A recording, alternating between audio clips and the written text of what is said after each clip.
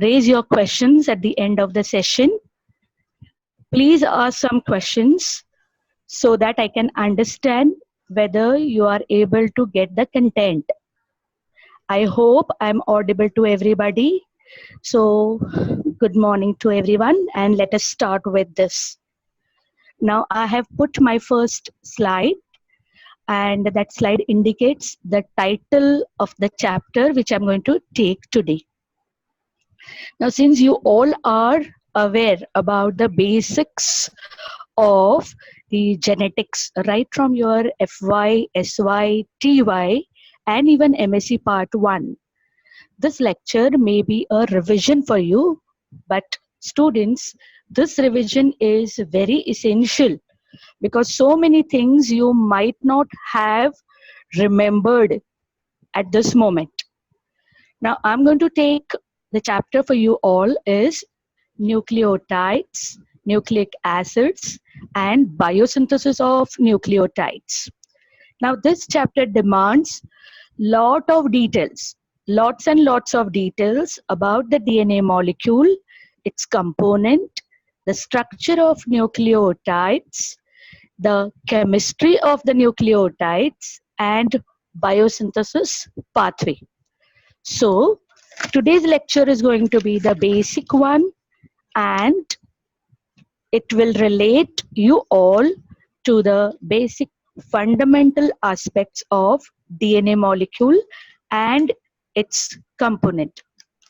Now, students, we know very well. See, as the slide on the screen tells you or shows that the importance of DNA. So, ultimately, when a DNA has to be specified or has to be highlighted as the DNA is the bank of genetic information, and what it tells us, I am the chemical basis of life and heredity, organized into genes that control every function, composed of repeating units of deoxyribonucleotides arranged in double helix held by hydrogen bond. So this is what is the DNA tells us as its basic structure. Now, students, I want you all to understand, to revise, to know once again that in every living cell, whether it is prokaryotic or eukaryotic, its genetic control is always done by DNA molecule. I just want to revise once again that in eukaryotic cell, where we can see definite nucleus, the DNA is enclosed within the nucleus, and of course we call it as a part of the chromosomes. Whereas in prokaryotic cell, there is no well-defined nucleus. And students, once again try to remember that in prokaryotic cell, since there is no definite nucleus, there's only one single chromosome which contains a single DNA. I repeat, prokaryotic cell has a single DNA which is in a coiled pattern, and we call it as a nucleoid.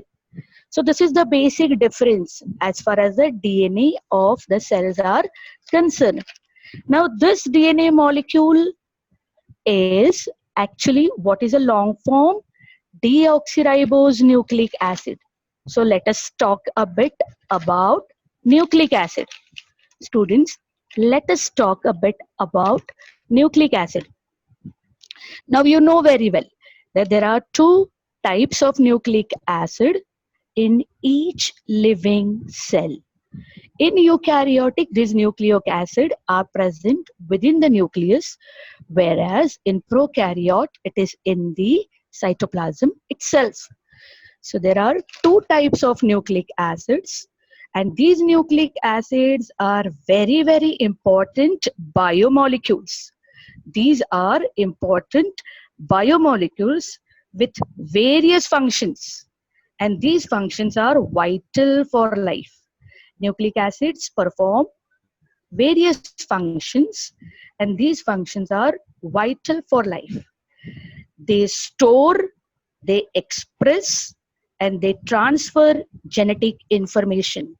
This is the key line, students. Try to remember that these nucleic acids, they store, they express, and transfer genetic information. As I said a minute back, that there are two classes of nucleic acids. One is deoxyribose nucleic acid. Deoxyribose nucleic acid. Now, these deoxyribose nucleic acid, what we call in abbreviation as DNA, and the other one is ribonucleic acid, what we call as RNA. Now, DNA stores genetic information coded in the form of sequence of its monomeric units, while RNA is involved in the decoding of this information, resulting in protein biosynthesis. So this is what I said about the nutshell of how these nucleic acids are involved in the cell functioning.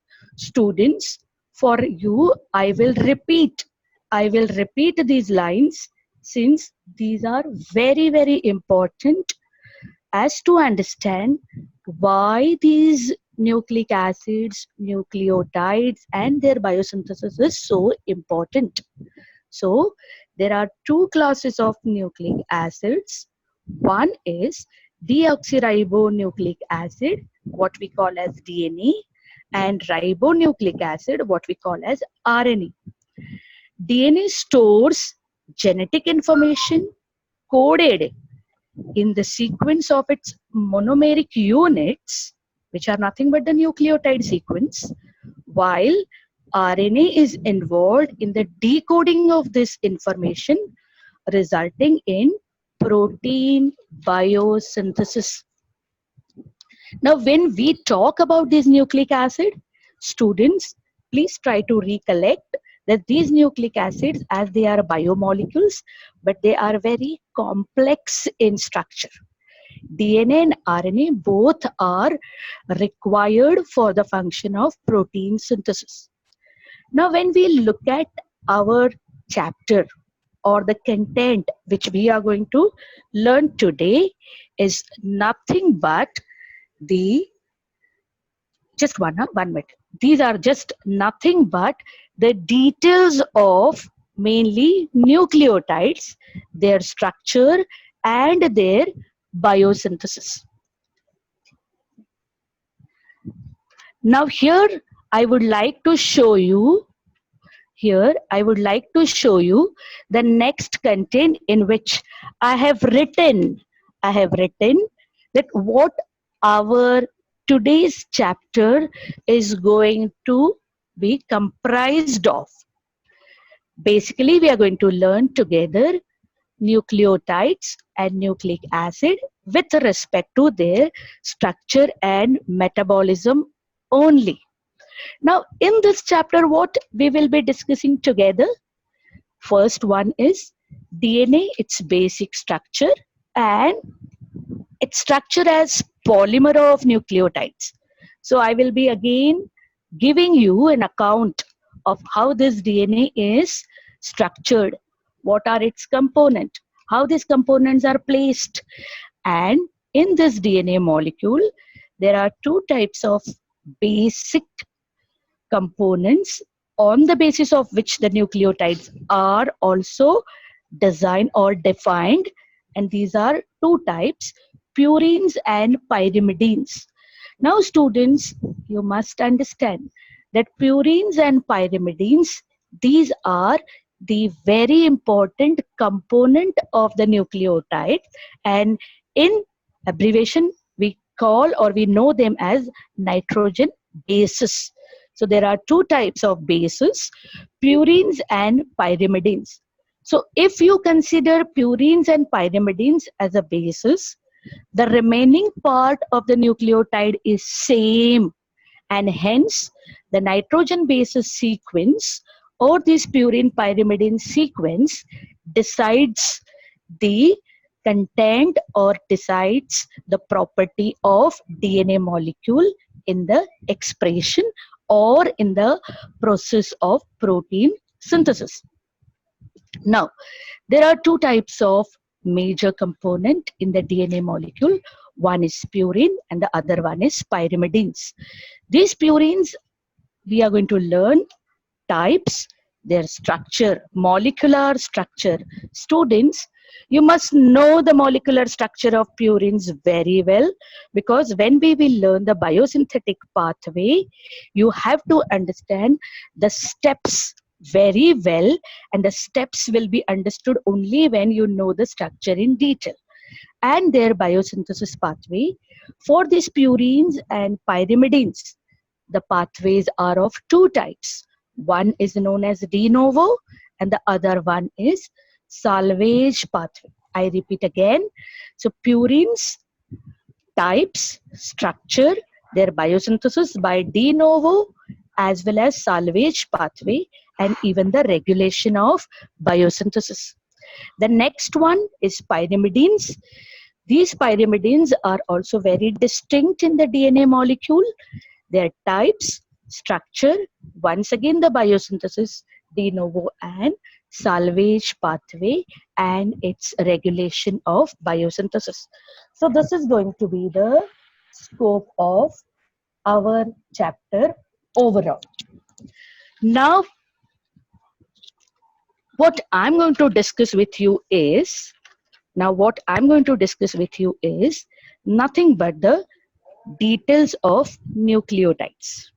Now, these nucleotides, as I have said, that these nucleotides are the component of DNA molecule. Rather, DNA or even RNA is made up of the nucleotides. Now, I will just put the uh, the second next slide. See here, students, you can make out the structure of sugars here. Now, these sugars, you all are aware what these sugars are. I want you all to understand the structure of sugar very well. I want you all to understand the structure of sugar very well. Now, when you look at these sugars, the sugars are ribose sugar or deoxyribose sugar. So, what is the difference? These sugars are the basic component of nucleotides. Now, students, I hope that when we call the nucleotides are nothing but the combination of three components. The nucleotides are the building blocks of nucleic acids, and what we call nucleic acids are the polymers of nucleotides, and they are composed of linear sequence of repeating units. So when we call or when we talk about nucleotides individually, they are composed of three parts. One is sugar, second one is phosphate group, and third is the ring of carbon and nitrogen atoms known as base. Just now, a minute before, I said that nitrogen base.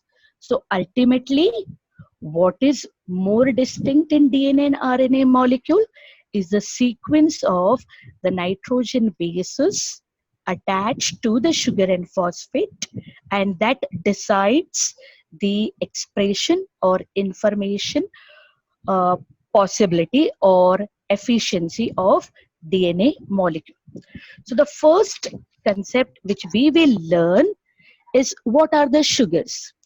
Now there are two types of sugars. One is ribose and the other one is deoxyribose. Now this you might have learned in your FY also, or even in 12th standard. But let us have a simple revision. Now just focus on the ribose sugar. Just focus on the ribose sugar and have a look.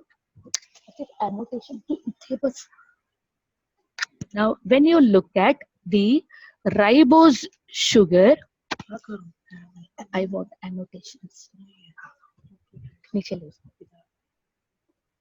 Earlier slide. अभी sugar का slide था ना, वही चीज है.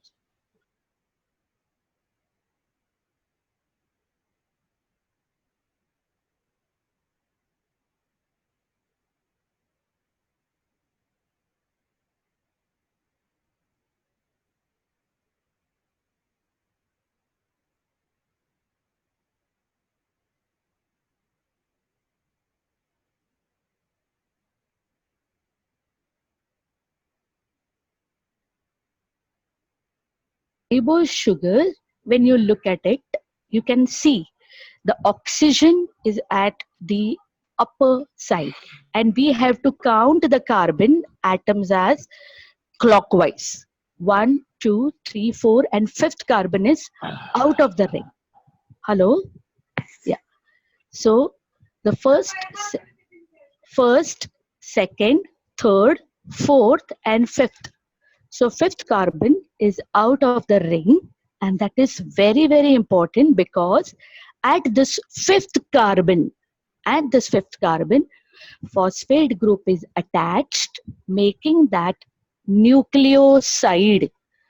Now here, that phosphate group, when it is attached along with the nitrogen base and the sugar, we call it as nucleotide. Now have a look at the deoxyribose sugar. See, at the second carbon, there is less one oxygen is absent, and that is why we call it as deoxyribose sugar. So I hope you must have understood what are the structures of pentose sugar occurring in nucleic acid. So once again, I repeat for you all that there are two types of sugar. One is ribose and the other one is deoxyribose.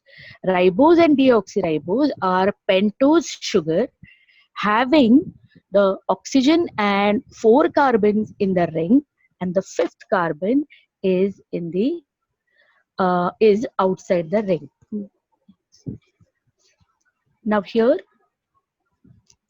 have a look at. Now let us come to our DNA molecule structure. Now students, once you have understood the structure of sugar, I would like to just show you or revise the structure of DNA molecule. Now this DNA molecule, which is a polymer of nucleotides, these nucleotides are linearly arranged. It is double helical structure that you know very well, and the nucleotides are arranged in a sequence. Now these nucleotides, when we talk about, they are composed of the nitrogen base attached to ribose and then phosphate group. So sugar and phosphate. Now in DNA, of course, it will be deoxyribose sugar. So deoxyribose sugar and phosphate is linearly linked and form the backbone of DNA molecule. As you can see, the strands which are shown in black and red lines, helically coiled, they are they they are helix in structure, helically coiled in the structure.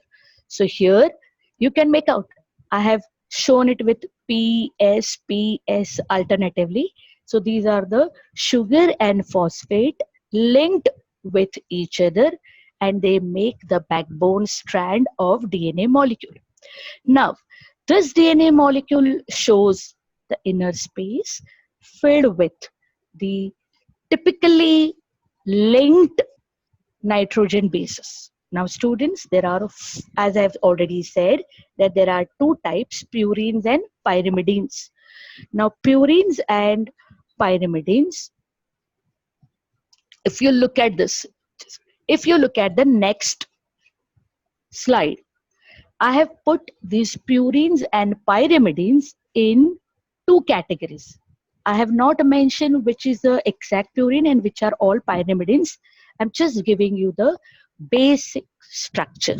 So purines and pyrimidines, there are two types as far as the structures are seen. When you look at the purines, these purines are double ringed structure.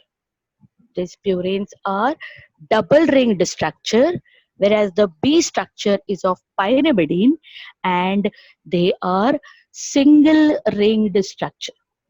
Now, when we look at the purines and pyrimidines, chemically they have their own numbering pattern as per the proper international system, nomenclature system. So when we look at the purine, that is the A category.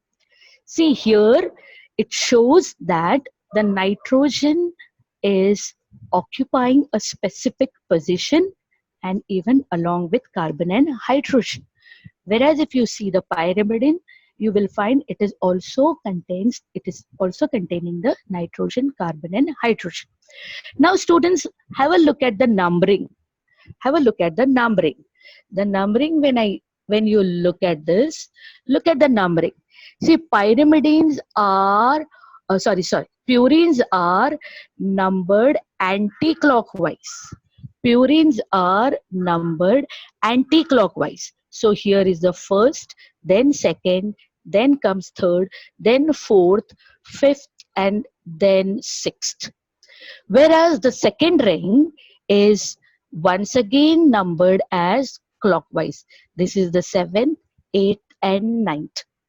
So whenever you will learn biosynthesis or whenever you will learn the entire metabolism of purine and pyrimidines, you must know the position of nitrogen, carbon, and hydrogen in the purine molecule.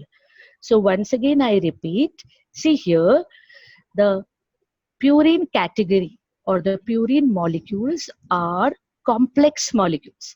They are double ring structure and the numbering is done anti-clockwise. So 1, 2, 3, 4, 5, and 6. Depending upon the group which is attached at the particular carbon atom, we call purines like adenine and guanine with their own chemical names also. That I will be teaching you afterwards. So how to know the chemical structure of these purines and pyrimidines and to know their proper chemical name, we will be learning a bit later. The similar now come to the B category. The B category is pyrimidine. Now these pyrimidines are single ring structure and hence of course they are comparatively simpler. Their molecular weight is also comparatively less and they contain less nitrogen too. Now here when you look at this pyrimidine, see now their counting as per the international system, the counting of carbon atom is clockwise. So this is first, then second, then third, then fourth, then fifth, and then sixth. So here you have to remember this very well. Now students, as far as your examination is concerned, which is most important for you all, so you have to know the detailed structure of purine and pyrimidine. In the biosynthesis pathway, even though the biosynthesis pathway are very complex and we do not expect every step to be represented by structural changes, but of course at the basic level you must know what are the structure of purines and pyrimidines. Now let us have some simple facts in consideration once again. Now students, when we say that nucleic acids are made up of nucleotides. Now these nucleotides are made up of three components as we have just a while before we have revised. Nucleotides are made up of three components. These are phosphate group, ribose or deoxyribose sugar, and nitrogen base. Now this base is purine or pyrimidines. Now why these are known as bases? Because they are able to connect or they are able to accept hydrogen bonds and hence we call them as bases. Since they are containing a distinct amount of nitrogen which are determiner for their properties, so we call them as nitrogen bases. Now purines are common for RNA as well as DNA. So there are two types of purines, as you know, and they are adenine and guanine.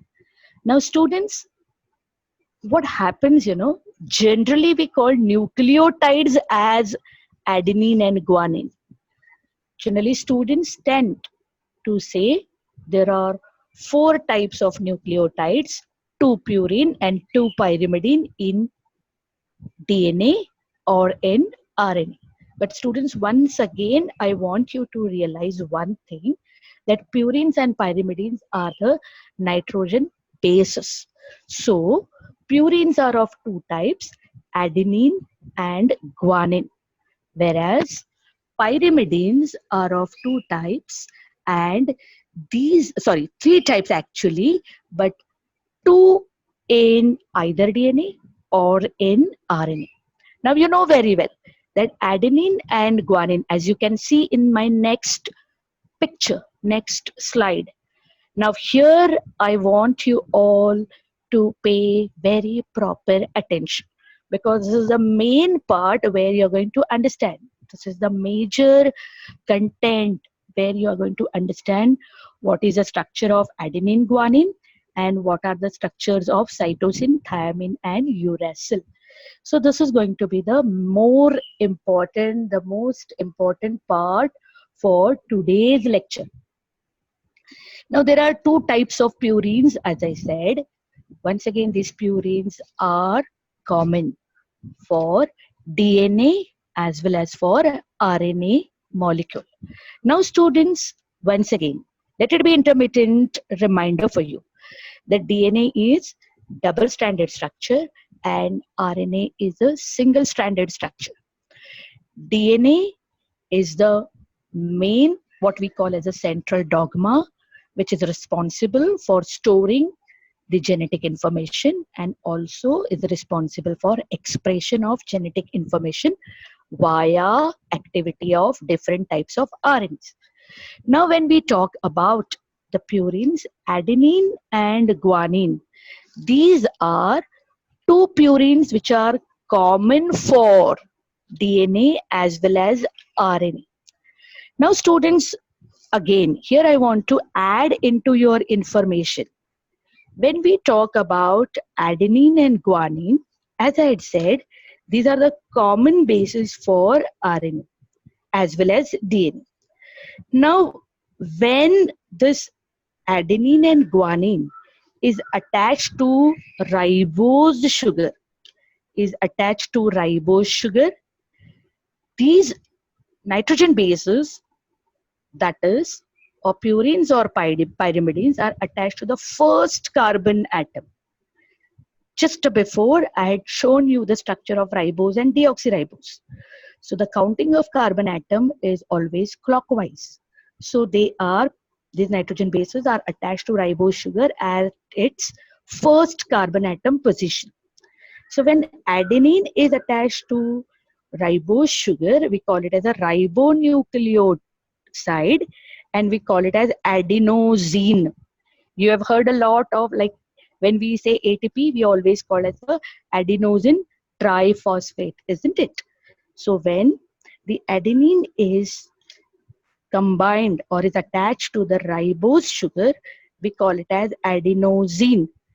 And when the complete ribonucleotide is ready with one phosphate group, we call it as adenosine 5-monophosphate AMP or adenylate. You might have heard this word many times, that is adenylate. So adenosine 5-monophosphate is adenylate and that is AMP, which is a ribonucleotide, ribonucleotide. Similarly, when we talk about guanine, when guanine is attached to ribose sugar, it is guanosine. When guanine is attached to the ribose sugar, it is guanosine. When it is attached with one phosphate group, that is a complete nucleotide, we call it as guanosine 5-monophosphate. Why 5-monophosphate? Because the phosphate group is attached to the fifth carbon atom. And guanosine 5 monophosphate, that is GMP, is also known as, or what we call it as, guanylate. So adenylate and guanylate, these are the purine nucleotides. Now when we talk about cytosine, again the cytosine is the pyrimidine common for DNA as well as RNA. So when it is attached to the ribose sugar, we call it as a cytidine, and it becomes cytidine 5 monophosphate as a ribonucleotide, or cytidylate, or CMP. Now when you talk about the RNA nucleotide, which is very well known, and that is uracil, containing uracil. Uracil is the pyrimidine specific only for RNA. So what is the simpler conclusion? Uracil can attach only to ribose sugar. It cannot be linked to deoxyribose sugar. So this uracil, what we call is uridine. And how the nucleotide is chemically known? Uridine 5 monophosphate, or uridylate, or UMP. These abbreviations we will be using when we learn the complete pathway. Students, try to understand once again the basic biosynthesis of nucleotides is always constructed or maybe concluded in the formation of AMP, GMP, CMP, and UMP. So these are the ribonucleotides. Now let us talk a bit about even the DNA nucleotides. Now DNA has a deoxyribose sugar. Now when adenine is attached to deoxyribose, we call it as a deoxyadenosine. Even though in a very regular communication, we don't use these terms, but very, very specific if you go, if adenine is attached to deoxyribose, we call it as a deoxyadenosine. The nucleotide will be deoxyadenosine 5 monophosphate, or deoxyadenylate. And when we put it in an abbreviation, we write small d AMP. So DAMP, it means you have to understand it is the DNA nucleotide. Otherwise, if you are writing only AMP, it is understood as it's a ribonucleotide. The same way guanine. So when guanine is attached to deoxyribose sugar, it is deoxyguanosine. Then the nucleotide will be known as deoxyguanosine 5 monophosphate, or deoxyguanylate, and that is DGMP. Similarly, it will be DCMP for cytidine, and now a very unique pyrimidine which is exclusively present in DNA molecule is thiamine.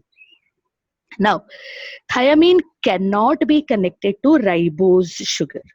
It shows the connectivity only with the first carbon atom of deoxyribose sugar. So when we will learn the biosynthesis of pyrimidine, we will learn the pyrimidine of uracil separately, cytosine separately, even though the cytosine is common, and then thiamidine separately. So when the thiamine is connected with deoxyribose sugar, we call it as deoxythiamidine, and the entire nucleotide is deoxythiamidine 5 monophosphate, or deoxythiamidylate, or DTMP. So these are the nucleotides how we will be specifying. Now come to this slide which is on the screen. Now I think it should be very easy for you to understand the structure and to understand the names, which is very, very important for us today. Now let us go for adenine. Now students, a bit while before I said that the purines are numbered anti-clockwise. Now here the adenine chemical name is what? 6-aminopurine. It means the amino group is at the sixth position. The amino group is at the sixth position because we are numbering them anti-clockwise. First, then second, then third, then fourth, then fifth, and then sixth. So there is a distinct amino group. So we call it as 6-aminopurine, which we call as adenine. So adenine is what? It's a 6-aminopurine. Now come to the guanine. Now you look at the guanine. Now you will be able to name it. When I start once again anti-clockwise, first atom, then it's a second carbon. Look at this. Here there is a amino group. So the name is 2-amino. The first part is 2-amino. Then when you come to the sixth carbon atom, there is an oxygen attached. So it is 2-amino-6-oxypurine. That purine word will remain. So guanine is what chemically?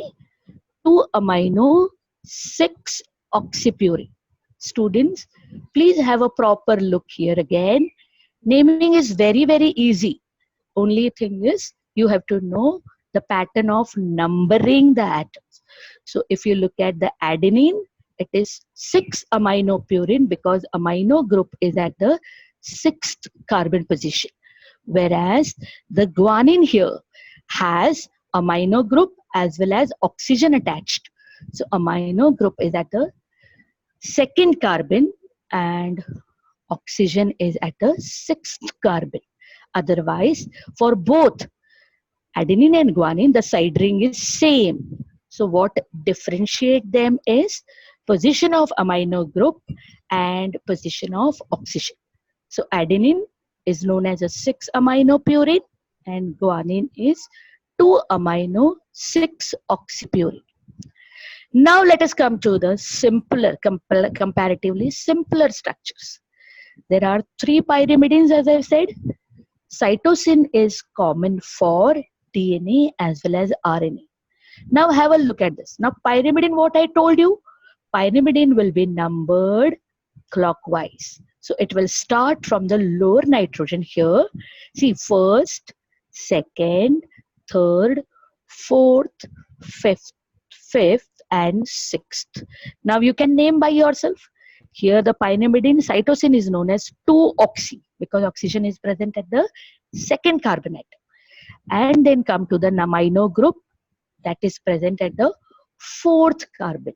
And hence it is known as 2-oxy 4-aminopyrimidine. Again the pyrimidine word will be there itself. So cytosine is now 2-oxy and 4-aminopyrimidine. Students, try to remember these names because when you'll draw the structure by your own, these nomenclature matters and you will not make any mistake in showing the proper position of amino as well as the oxygen molecule. Now come to the thiamine. Now this thiamine is a very special pyrimidine because it is only with DNA molecule and hence it shows a very different pathway for its biosynthesis. Now the thiamine is known as 2,4-dioxy-5-methyl. So again, see here, first atom here, then second. At the second position there is oxygen, so 2. Even at the fourth position there is oxygen, so 4. So 2, 4 and 2 oxygen atoms are there and therefore what we call it as a dioxy. We call it as a dioxy and not deoxy. It is a dioxy. And now look at this. At the fifth carbon atom there is a methyl group and hence it is 2,4-dioxy-5-methylpyrimidine. Now this chemical component of thiamine, when it is attached to the deoxyribose sugar, what we call it is a DTMP along with the phosphate group, and this DTMP is a very, very specific nucleotide of DNA molecule. Now come to the uracil. Now uracil, as a typical pyrimidine, it is also a single ring structure. It also shows 2 oxygen. So again, it is same 2,4 dioxy, but it lacks methyl group. It lacks methyl group, so it is a simpler than thiamine, and it can combine only with the ribose sugar, so it is only with ribonucleotide. So uracil is the characteristic of RNA molecule, whereas thiamine is the characteristic of DNA molecule. Now students, few hints for you, and that is the thiamine and uracil, these pyrimidines, many times they show a very different tautomeric forms, even the purines. And these tautomeric forms are what? With the minor changes. They mimic each other and they show different properties. The properties are different. Here I would like to remind you all is that these tautomeric forms brings about the mutation. If they undergo tautomerism and they are incorporated in DNA or RNA molecule, then they bring about the mutations which may not be reparable. And hence, these purines and pyrimidines, when you look at the structure, they do show similarity in their components, and hence, therefore, the chances of point mutation which occurs due to the base substitution. The base substitution takes place due to minor changes in this purine and pyrimidine, and they may result into some kind of mutations. So I hope you have very clearly understood what are the structures of this purines and pyrimidines. Now here I want you all, this is the same structure which I had already shown you how the numbering is done. Here the numbering is done. Once again you can have a look. Purines, they are numbered anti-clockwise, whereas pyrimidines are numbered, their carbon atoms are numbered clockwise.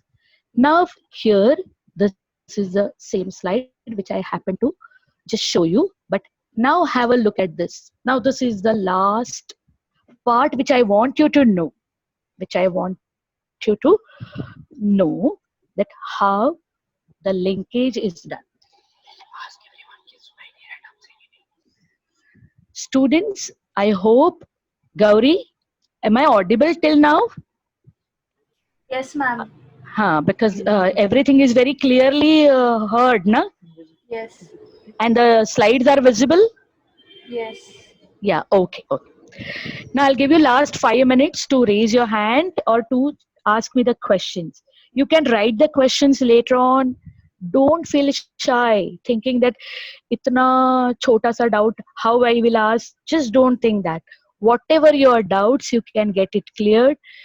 At the end of my lectures, all lectures, when I'll finish the topic, I'll give you a very good comprehensive PDF for the content, and you can go through that. But as I said, these are the basics which I need you all to know. Otherwise, biosynthesis pathway, you won't be able to understand, my dear students. Now have a look at this slide. Now this slide is a key point. Now when you look at the DNA molecule, the DNA molecules, the thiamine and adenine, they show complementary pairing. We always say AT and then we say GC.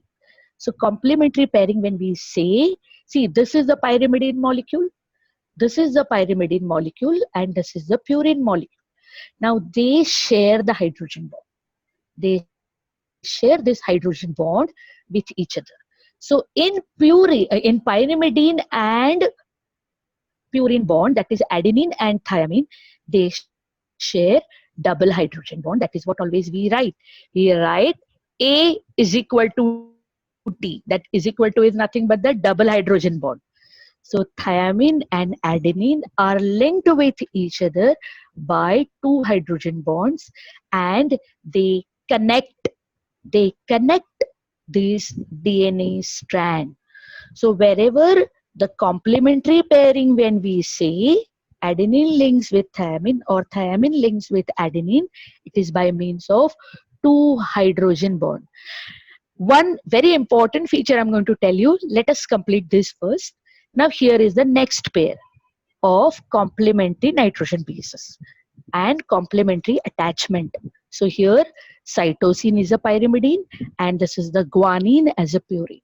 Now they show the very proper connection or proper attachment with the help of three hydrogen bonds. They share three hydrogen bonds with each other.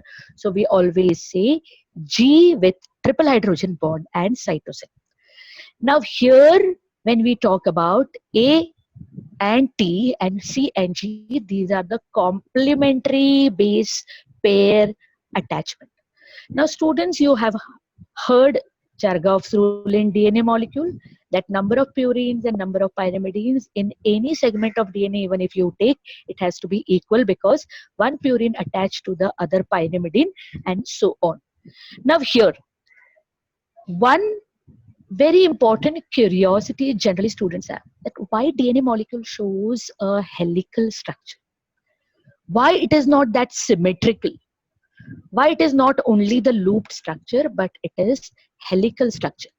Now one of the reason is that this pairing shows double hydrogen bond and this pairing shows triple hydrogen bond. Now suppose, just imagine the sequence of DNA molecule is, first is cytosine, then thymine, and then so on. So pyrimidines are smaller and purines are larger. They are present in random position. As they are present in the random position, the structure of DNA strand has to be helically coiled.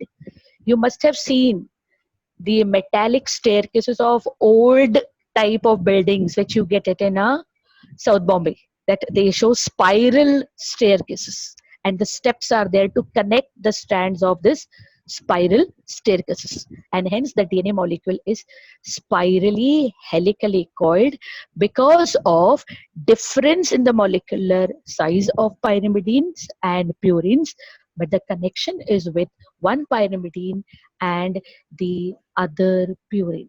So you must remember this bond pattern very well. Now when we go to the next, just 1 minute, wait. Okay, so this I showed you right now. Okay, so I hope you must have understood this very well. Now students, I think for today this much basic is enough. Now here is the illustration for you all, which I want you to again understand very well.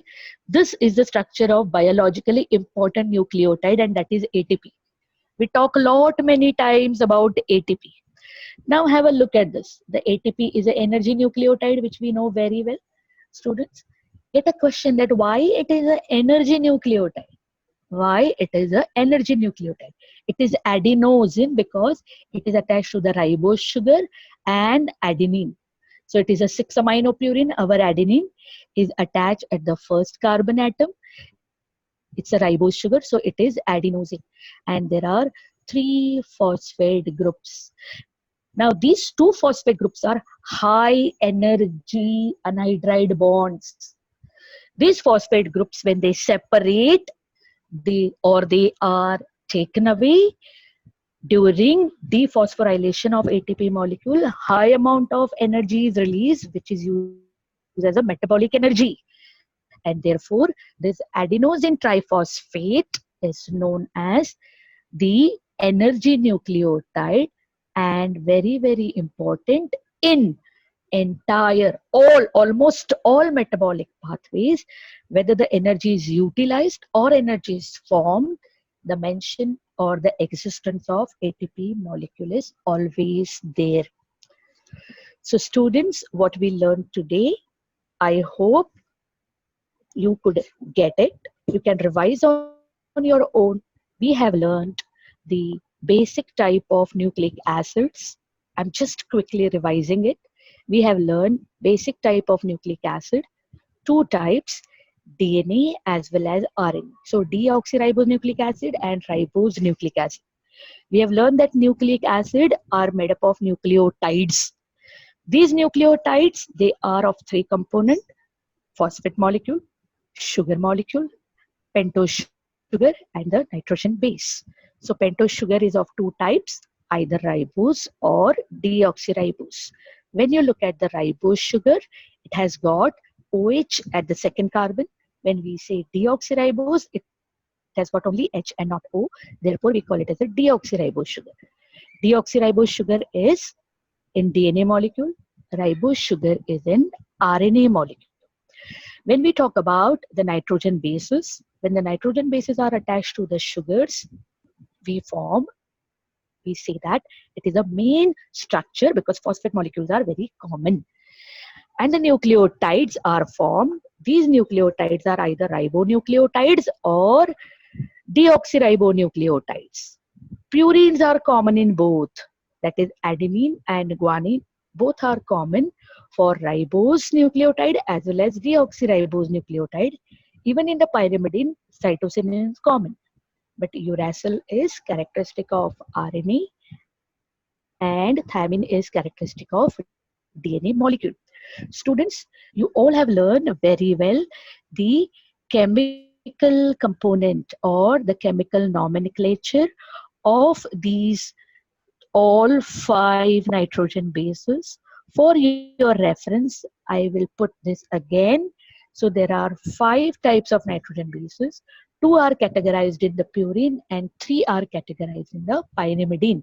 So purines are adenine and guanine, and pyrimidines are cytosine and thymine and uracil. For a while, sometimes get the practice of calling adenine as 6-aminopurine, guanine as 2-amino-6-oxypurine, cytosine as 2-oxy-4-aminopyrimidine, thymine as 2,4-dioxy-5-methylpyrimidine, and uracil as 2,4-oxypyrimidine as. Hence, the structures are very typical. These structures are very essential or they play an important role in their biosynthetic pathways. Now, students, hello Gauri, can I put the video if possible? Yes, ma'am. Because it's already 11 o'clock. So can I put, because we started a bit late, so can I put the video for playing? Yes.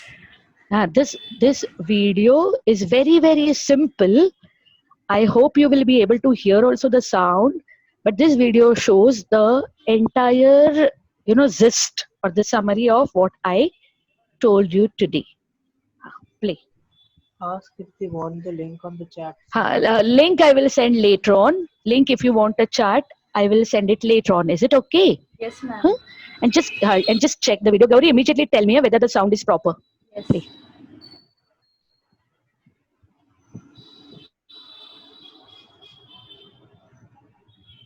Just wait for a while. Hello? Can you hear? No, there is no sound. No sound.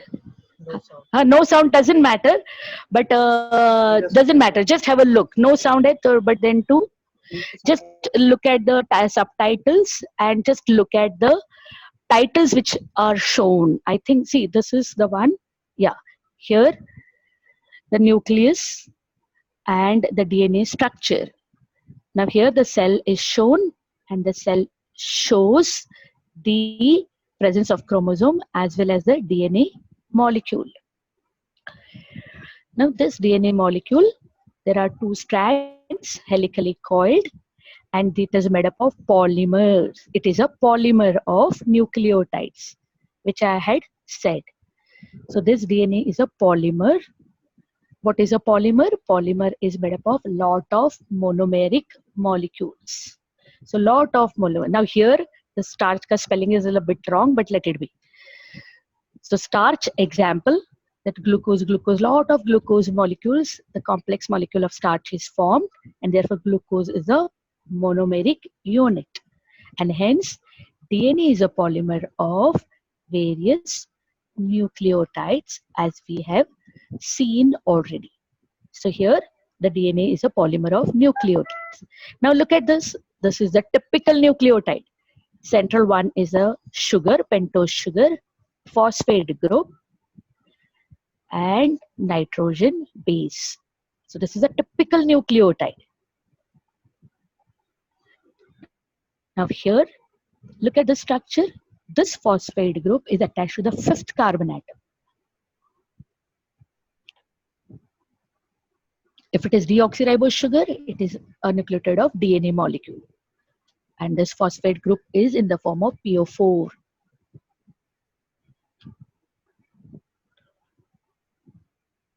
This is the nitrogen base. Nitrogen base is adenine, guanine, cytosine, and thymine, because we are talking about deoxyribose sugar. So 4 types of nucleotides.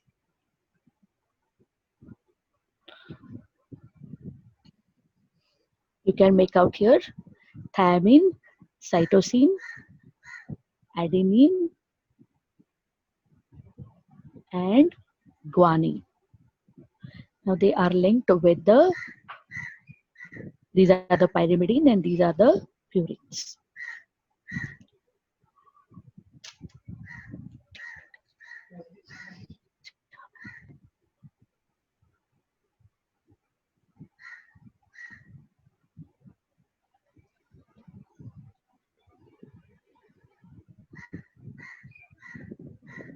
Now just don't look at this. This is a starch structure is showing.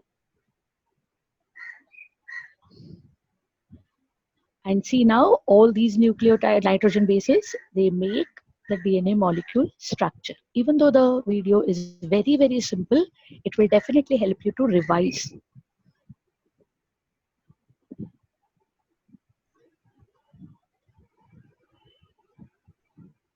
Now this blue lines, that is a backbone, and the red lines are of nitrogen base connection. When you unwind it or untwist it, make it as a ladder. What we call it is a step ladder.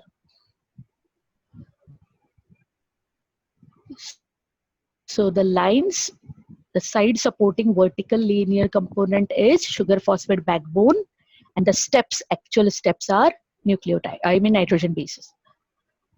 How 2 nucleotides are joined together? They are joined with phosphodiester bond. So when the phosphate group is attached to the sugar, see the numbering, the one which I told you specifically, the sugar, the carbon atom, the atom which is not numbered is oxygen.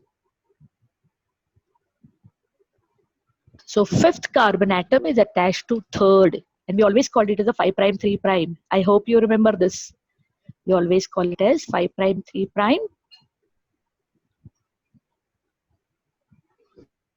And it is attached with the phosphate group.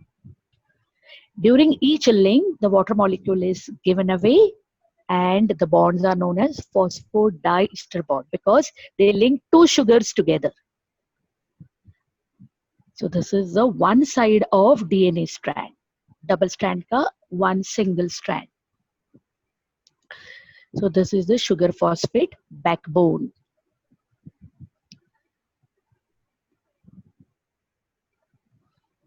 And here see what differs is nothing but the nitrogen bases.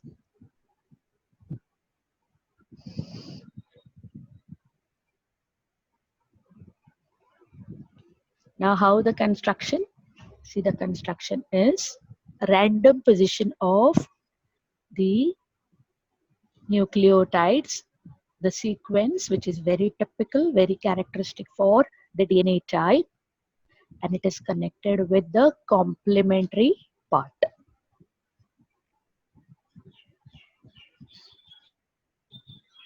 And students, you know that nucleotides are arranged into opposite strands. So this is shown as a one single strand. 5' to 3'. And the opposite one is 3' to 5'. And therefore what we call as the anti-parallel strands. This is just a revision. This is not actually going to be included in the next lecture content. But for understanding the biosynthesis and the significance you may need this. See now how these are anti-parallel. The ribose sugar, as far as on our screen, as it is shown, it is on opposite direction. Why it has to be in opposite direction? Because the nitrogen bases are attached to the first carbon atom and they have to be in a close vicinity to share hydrogen bonds. So first carbon atom of both opposite ribose sugar should be towards each other. Okay, so complementary base pairing describes the manner in which the nitrogen bases of the DNA molecules align with each other. So here when adenine, there has to be thiamine. If there is a guanine, then that has to be the cytosine.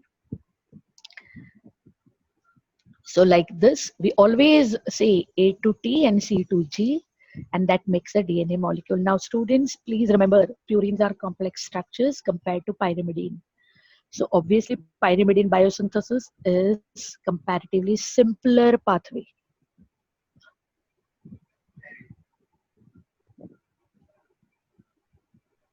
In the next lecture, when I continue, of course a few minutes are left, and in the next lecture I will be beginning with actual biosynthesis pathway. So have a look properly and hello. Ma'am, Bolo bolo. ma'am, I have a doubt. Just let this video get over, then I'll talk to you. Yeah, it's over.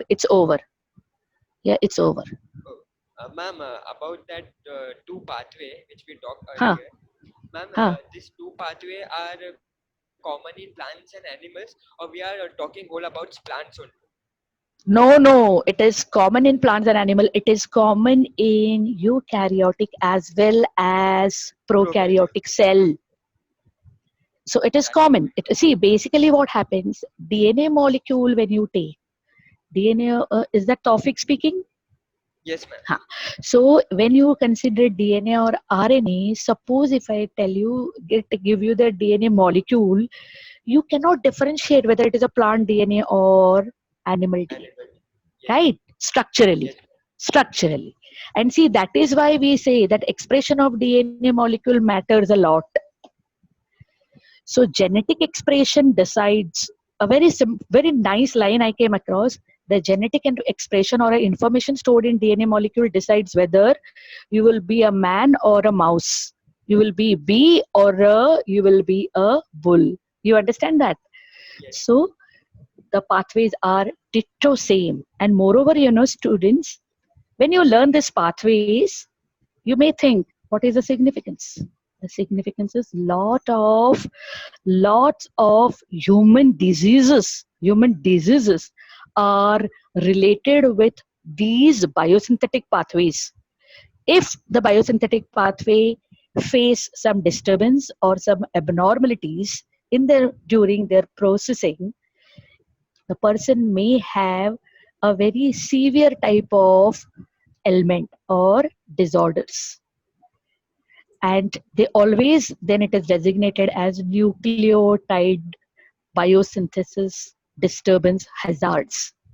So next lecture we will be learning in detail the pathways of pyrimidine. First I will do, it will take one complete lecture, then next lecture one more, then I'll do purine biosynthesis pathway. Okay. Okay. Now students, you can unmute yourself and can talk to me or put your questions in chat box.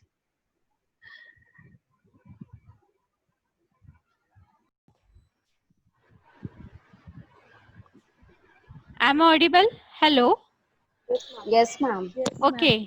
So firstly, you take your notes, any like notebook or calculator with yourself, because today will be like calculating some of the points. Okay. So get a place for you.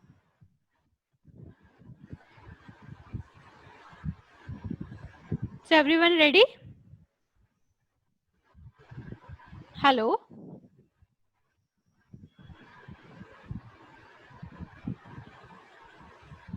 Am I audible? Hello. Yes, ma'am. Yes. Okay, so today we will start with our biostatistical tool continuation. Okay, so yesterday we learned that median is a particular factor which like we can say median can be a central tendency which is mostly less affected by different types of factors.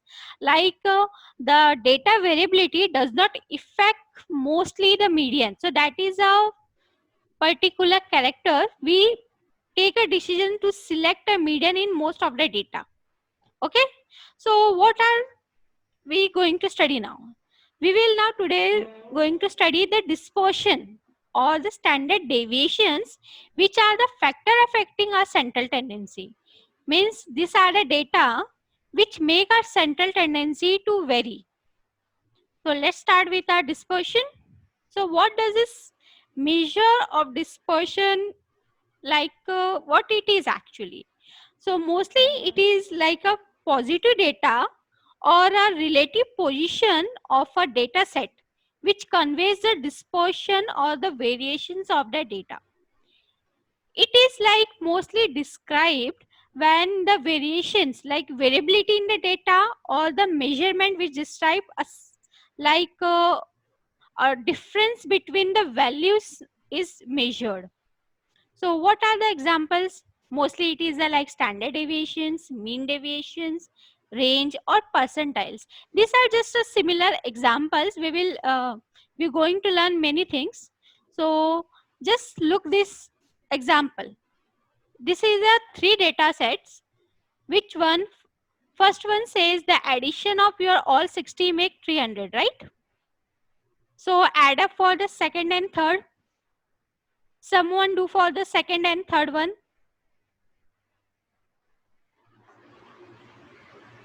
Anyone have added? What is the summation of second? 300. And the summation of third?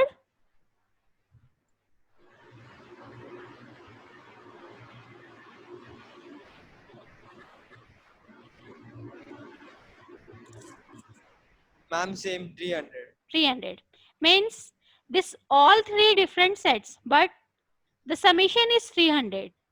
This shows that the dispersion is very much be peculiar can be seen.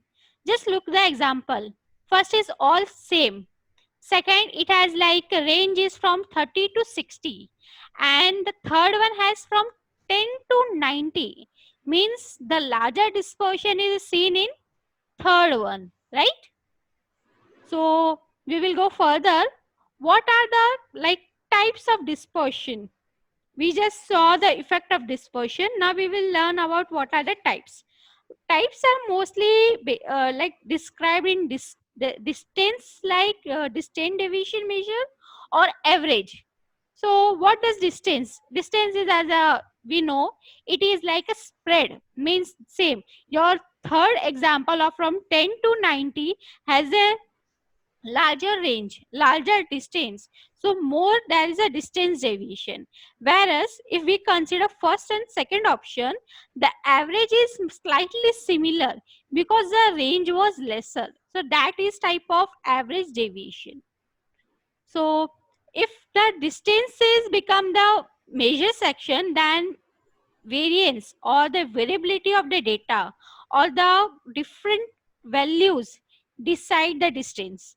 But when we consider as an average, mostly the central tendency is measured. Means if we consider as an example, we will go that the range and percentiles are used in distance deviation. But in average, you have to always consider mean and standard deviation. So if we consider as a larger distance, than the greater the variability, right? As the example of our third sum. So that was like a distance deviation. And it is a like morely you have to select a range. What is the range of your data set, which will say it is a distance deviation or an average deviation. Okay. So we will go further on. What is the characteristics of this good dispersion? Means like what are the quality that a data is very where data has a variance in the data sets. So first is it has to be clearly defined and precise. Means you can see the range. The examples which I have shown you, it shows a range from 10 to 90. It shows like from it is just a 60. So it is like clearly written, right? Next is it can be easily understood, plus the variability can be measured. Third is all it is based on all the observation, means each and every observation of the data set will let you make a consideration. So nothing is left in the dispersion. You have to consider each and every set. So we can say that it is severely influenced by extreme value. Now what is this extreme value? The example, the third one, it was from 10 to 90, right? So if we consider just a 60 as a mean or median, 60 is very farther than 10 and very far than 90.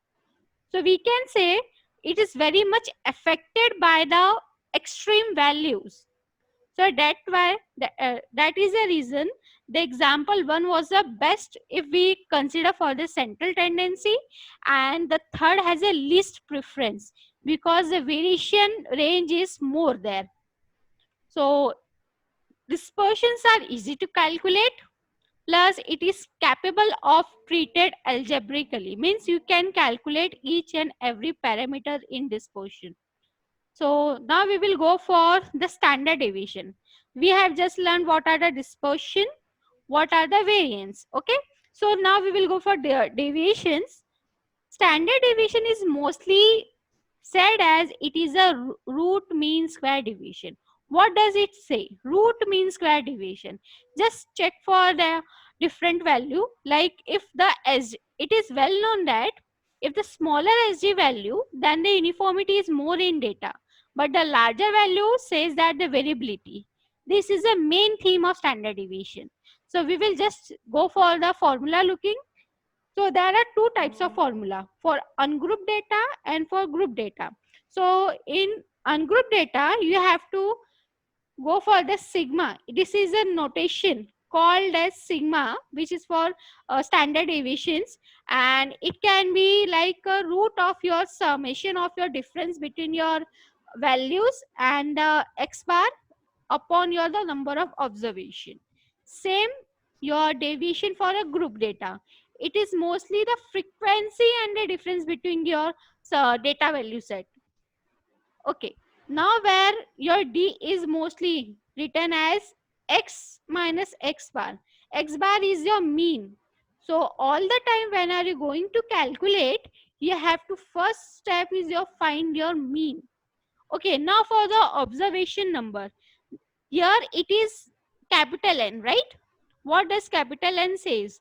You note, if the sample size is less than 30, means if you're considering just 10 sample or 20 sample, then you have to make it N minus 1 because it has a variation. So you have to give a like a particular chance to each and every data. Am I audible? Hello?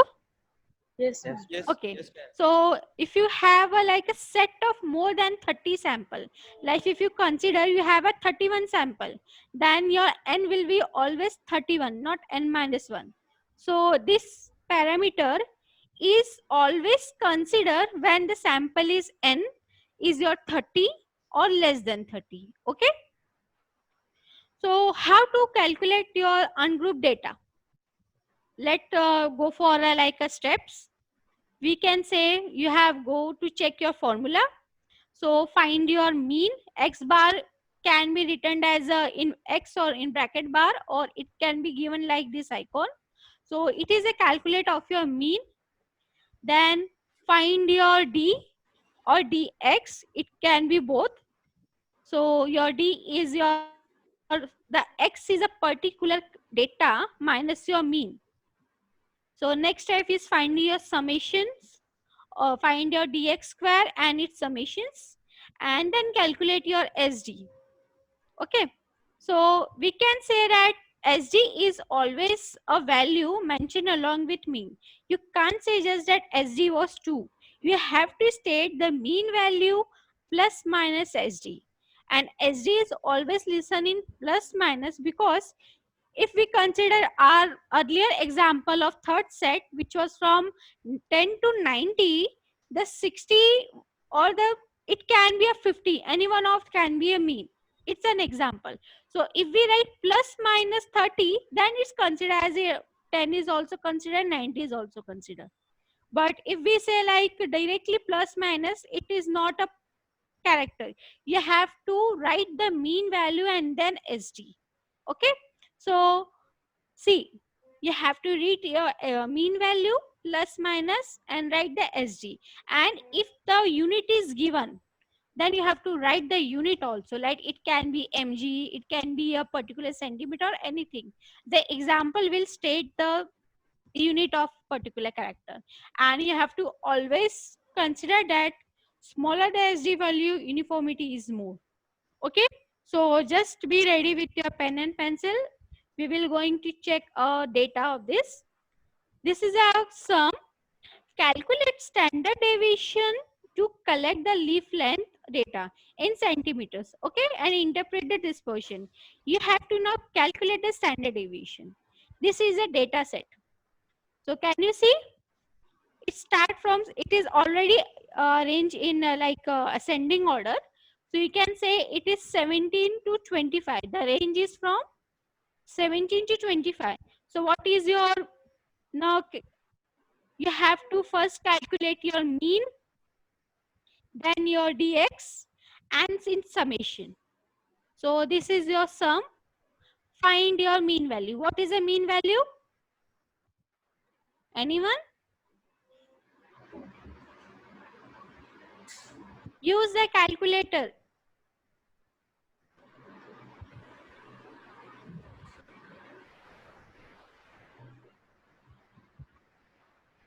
Anyone ready with mean?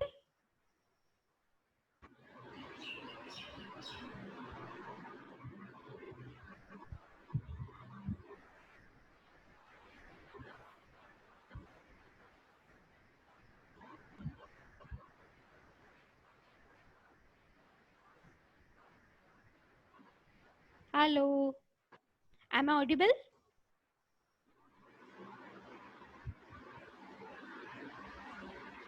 Hello.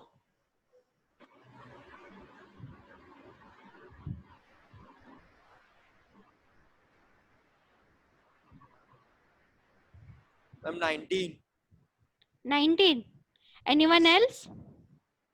I got 20. Okay. So our mean is 20. So I think someone have mistaken.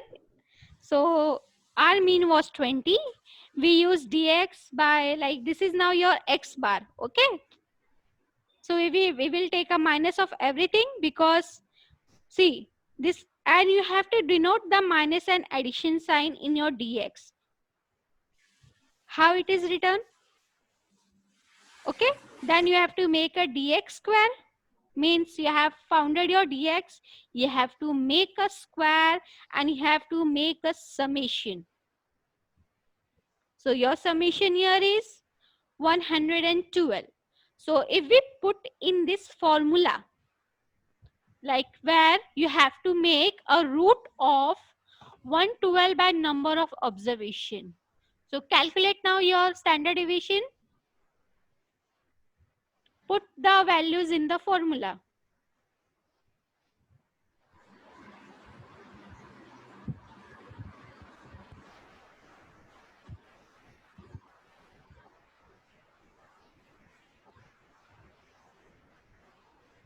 I will give you all the time 30 seconds. In 30 seconds, you have to answer.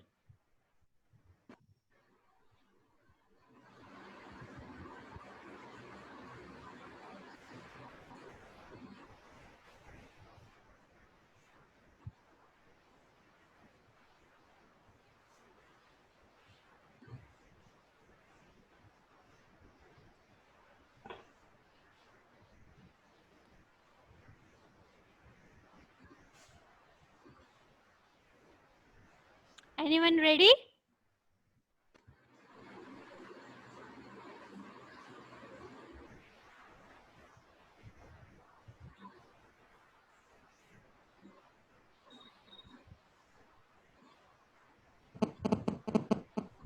Hello, students. Be fast. Anyone?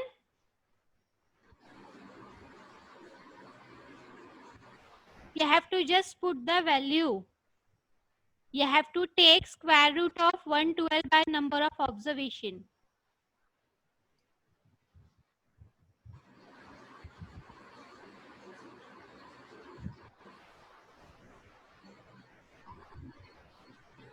Anyone?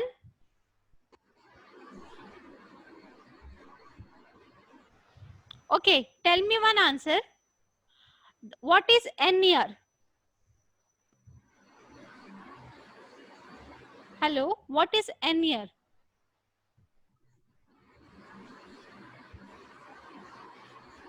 Am I audible? Hello.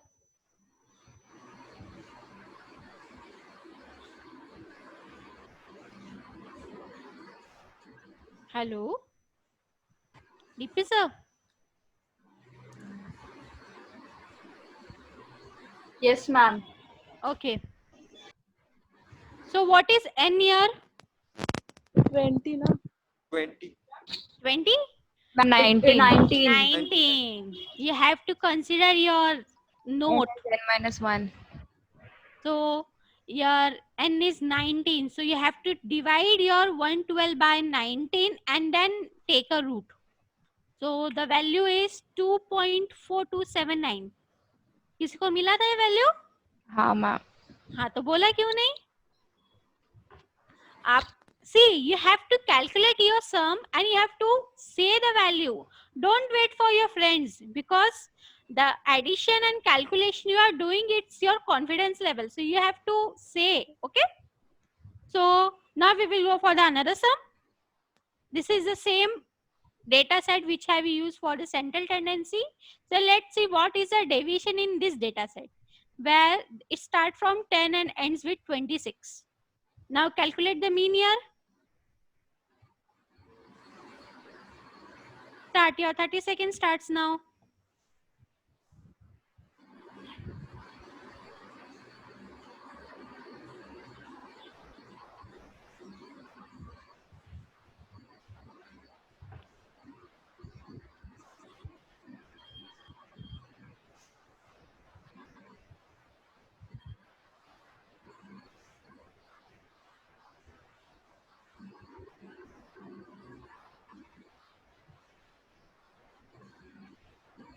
Done with mean?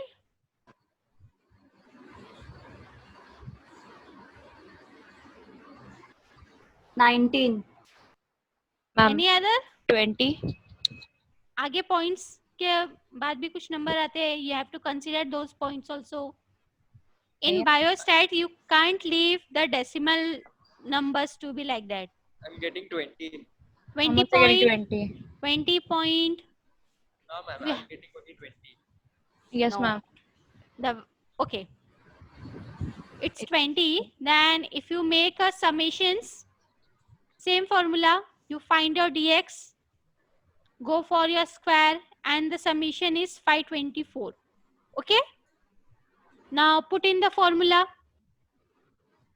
Now you know you have to take n as a 19. So now Yes, you have to say the right answer. 5.25. 5.2515. So you have got the answer. Anyone else? किसकी और को मिला था answer ये? Sum solve कर रहे हो ना आप लोग? Yes, हाँ ma'am. मैम. हाँ. Okay. So now we will go for another way. How to find standard deviation of group data? Am I fast? क्या मैं स्लो करूँ थोड़ा और? हेलो? हाँ मैम थोड़ा सा. ओके ठीक है. So आप बोलिए. Should I repeat something earlier or should I go further? You can move further. Okay. So now we will go for standard deviation of your group data. Now, just like similar to a central tendency, the grouping system is same on that basis. Like the formula is summation of your f dx square upon n. Okay. This d square can also be written as dx square. So don't get confused if it is d square or dx square. It is same. Okay. Now, first group data, you have to first arrange your data. Second, you have to find your mean. Find the summation of your you have to find mean by using summation of your frequencies and multiples. Thirdly, then you have to find your d, make a fdx square of for each class, take a summation of your fdx and use the formula and estimate your standard deviation and write in a proper unit. Okay, same parameter, just the mean value calculation is similar to that of your grouping central system of arithmetic mean. Now we will go for an example. This is a data set already arranged. Now how to make this as for in group system? As said by yesterday, there we used a grouping system. Okay. Now grouping system is something actually yesterday the audio was not so clear, so we will consider a class interval again here. Hello. Yes, ma'am. Okay, the class interval, can you see here, it is from 17 to 19, Yes. 20 to 22, 23 to 25. Okay, this type of class are called discontinuous class because it's end with 19 and start with 20. This both set is different. So if I am considering a continuous class, what will be the value here? If it is 17 to 19, then next has to be 19 to 21. Clear? So this is a similarity and difference between your class intervals. So you have to be very precise when you are making a class interval for a standard deviation and your mean. You have to make a discontinuous class. Clear? Hello? Hello? Am I audible? Yes, ma'am. Okay. So these are the class intervals we have taken. Now these are the mid value. How we are finding a mid value? We add up both your lowest and highest and divide by 2. So this is a like your mid values for class 1 is 18. This is 21, 24. Here your x is mid value because you can't consider each and every data as an x. You are going for a grouping system. So this is a representative. Like your class as a representative, same this data set as a representative for every class. Now, these are the frequency, means the number of observations coming in this set. You have to make a multiplication of your f and x. This is your 405 is the summation of fx, your summation of frequency 20. Okay, for checking that you have made a class interval in a right way, always add up your frequency. If the frequency is not same as your data observation, then you have mistaken something here. So you have to always check. This is a checkpoint 1 where you can check that you have selected the class interval in right way. Okay. So you find your dx, means this is your x and this is your x bar. So you have to minus 18 by 20.25. You can't use 17 or 19. You have to use this x. Okay. So what is your dx? 2.25, 0.75 and 3.75. This is very crucial state. Don't get confused that you are using this. You have to use this x. Clear? Then you make a square of your dx and a multiplication of your f, like your f and your dx, means this f and this dx square. and you got your value here. This is a summation of your f dx square. Easier? Here the works become very less because you consider as a representative not each value. So earlier you have to calculate for each and every 20 data. Here you are calculating just for the 3. Clear? So we will go for the formula. This is your formula. Just put your value and find your standard deviation.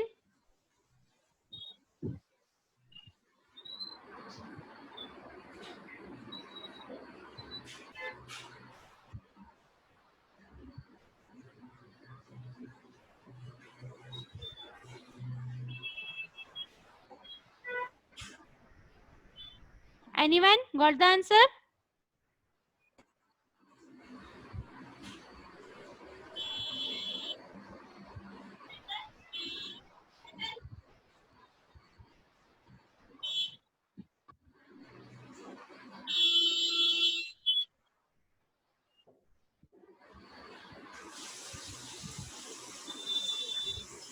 Here also n is 19 only.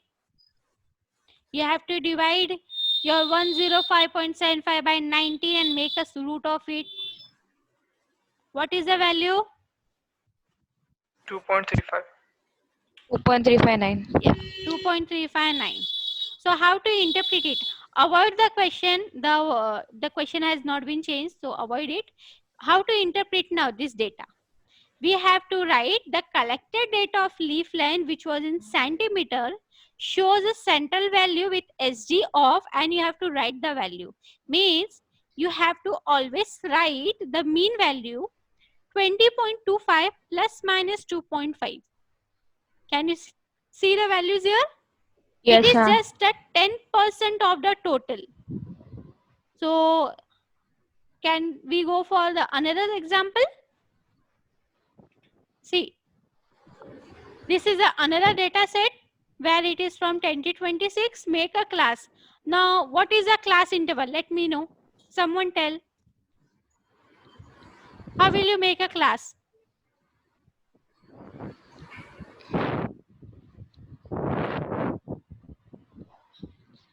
Anyone? Ma'am, I didn't get your question.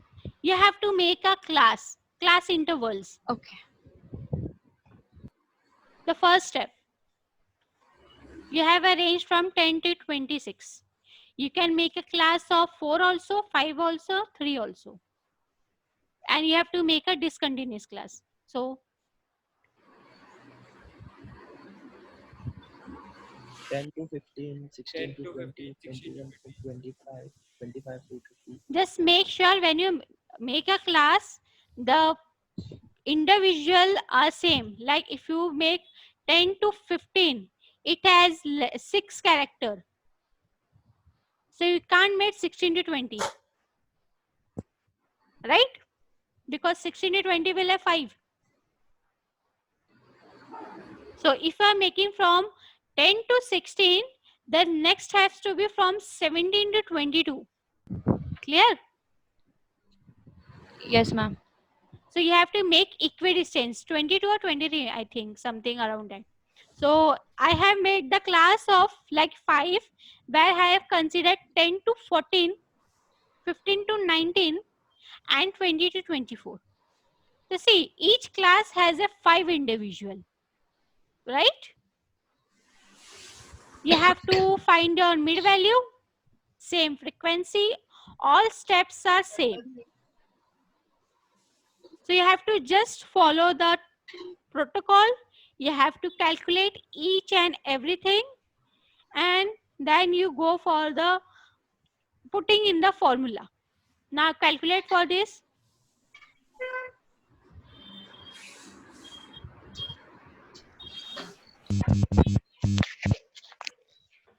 Five 5.09. 5.97. Huh. 5.09. 5.09. So you will say the statement like this. Plus minus. Yeah, plus minus. You have to note. Okay. Now what is the percentage of variability here? Means what is the deviation percentage here? 5 of 20 means 25%. Right?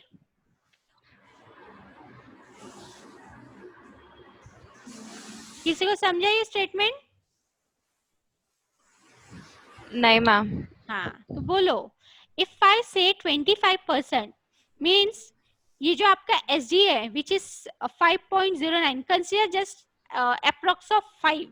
If I consider 5 out of 20, it is 20, where 7 individual have this range of blood sugar, and the further on we can say. So you have to find the standard deviation, your mean, and you have to state like the distribution of sugar means the percentage or the variation affecting the range of the blood sugar. Okay. Now your second question, where the workers are given daily wages, same data set. So you have to state the standard deviation and variance and comment on the range of the wages are distributed data distributed to the worker. Means you have to find the variation that the workers are getting. Means some are getting like just 120 rupee, some are getting 150 rupee. So what is the percentage range they are getting the variation? Okay. Third sum, you have to find the mean and standard deviation of the group.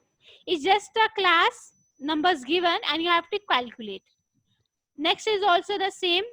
You have to find the mean, standard deviation, variance, and comment on the ideal height of the student found in this data set. Now, the ideal height, the same earlier assignment one has a ideal weight of tomato, right?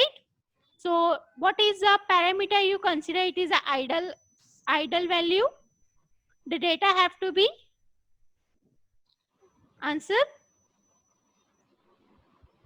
What are the peculiarity that data has to be ideal?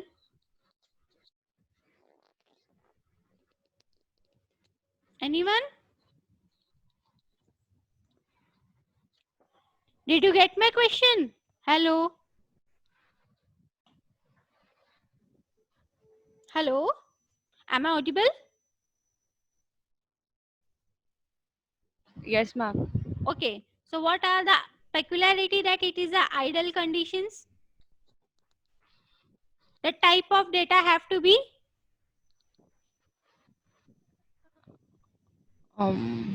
something symmetrical or bell shape. Remember? Yes. Yeah. You have to find that your mean and median are same or not. If your central tendency are not same here, then you can't say the data is in like a symmetrical and you can't specify any ideal height. So this question is more in calculation. So be precise. You have to find the plotted, you have to find your values, you have to plot and you have to check whether it is a bell shape, symmetrical, or in other way we can say your mean, median, mode are same or not. Clear? Okay. So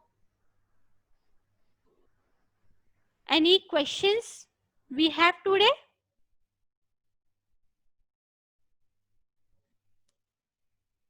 Students?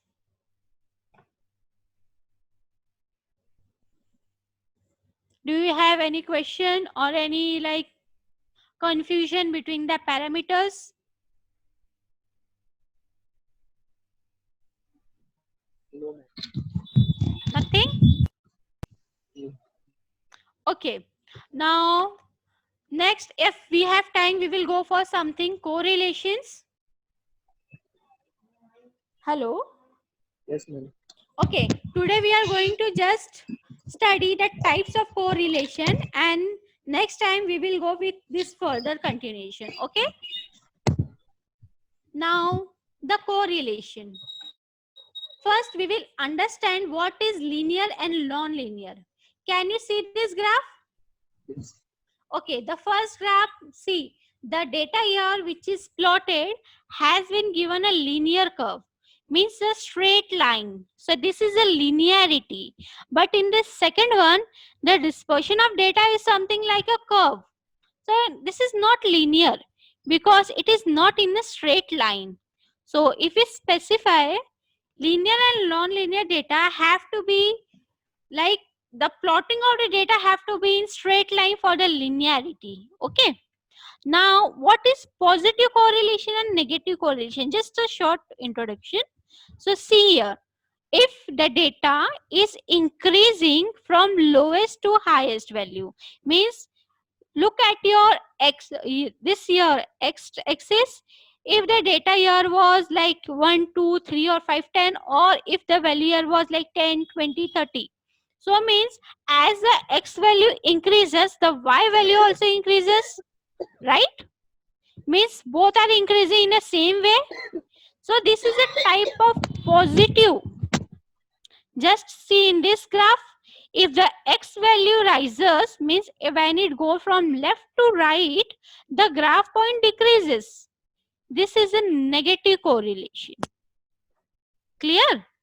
What is positive and what is negative? Anyone? Confusion here? Am I audible?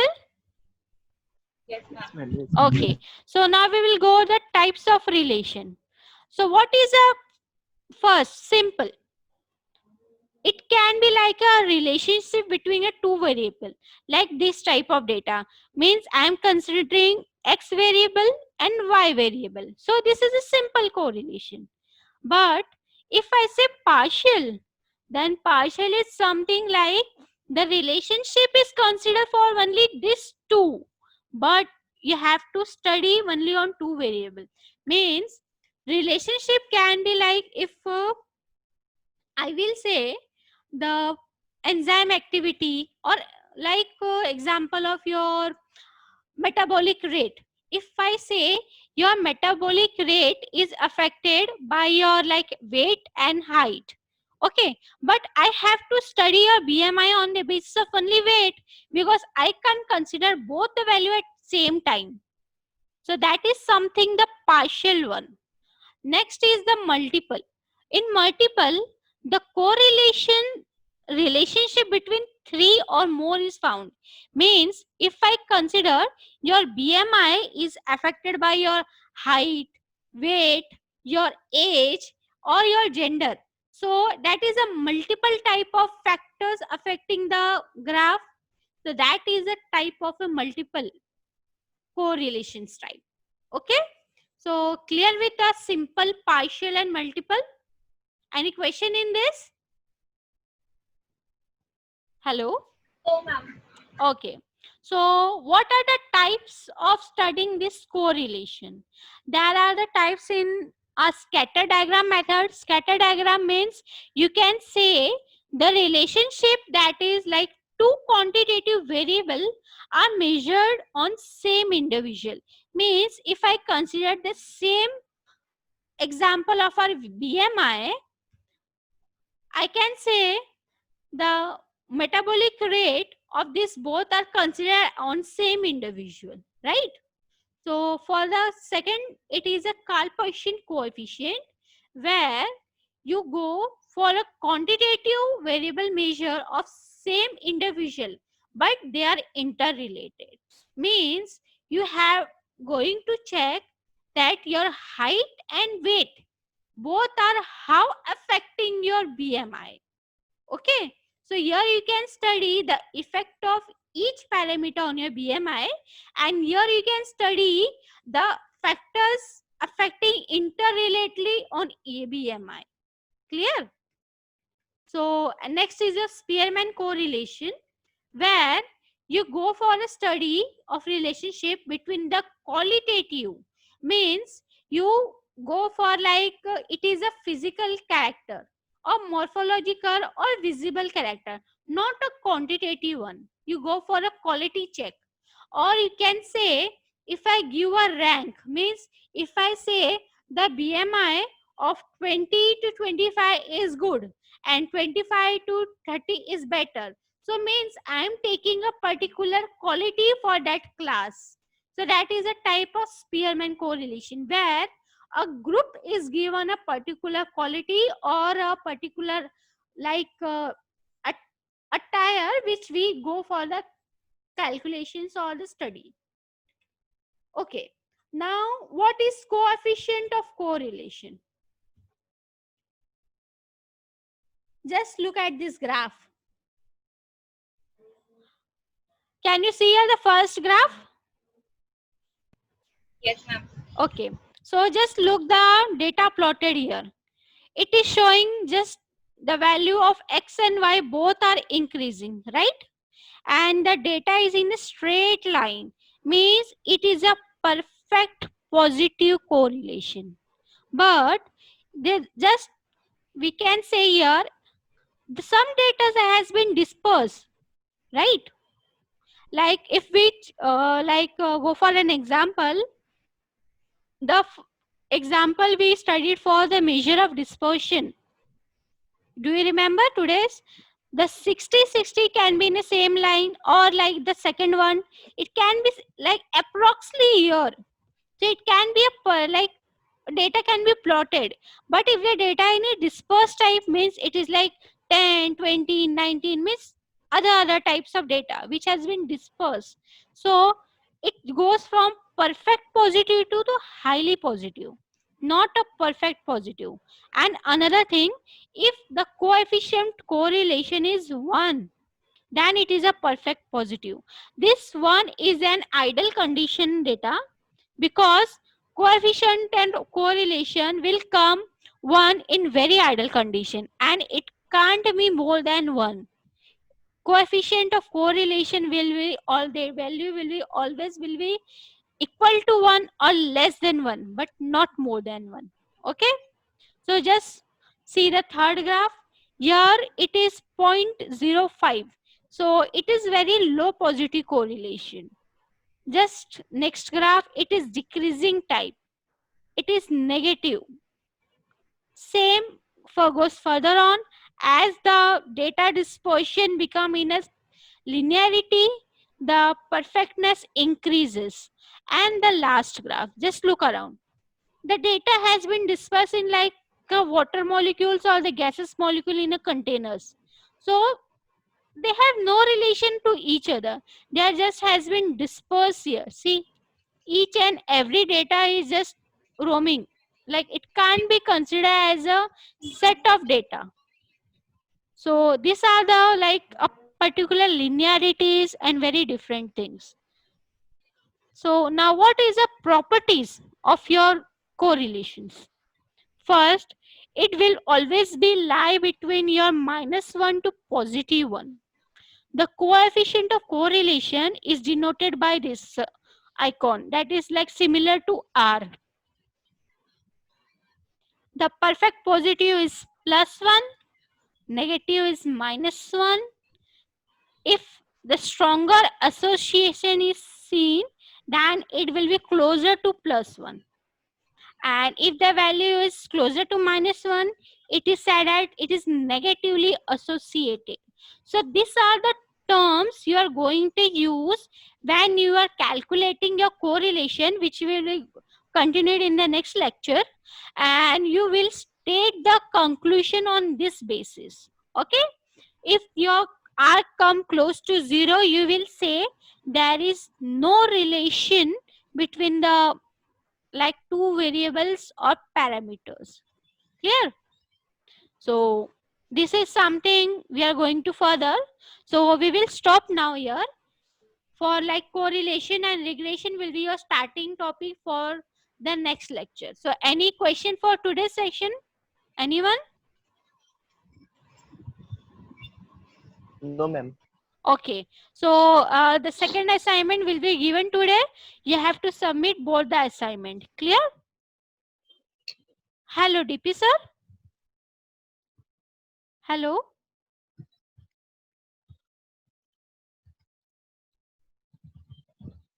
Hello, DP sir.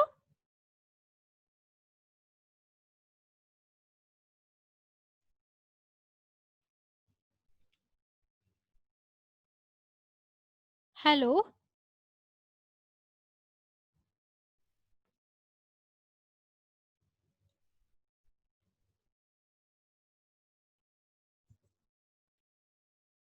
Hello DP sir.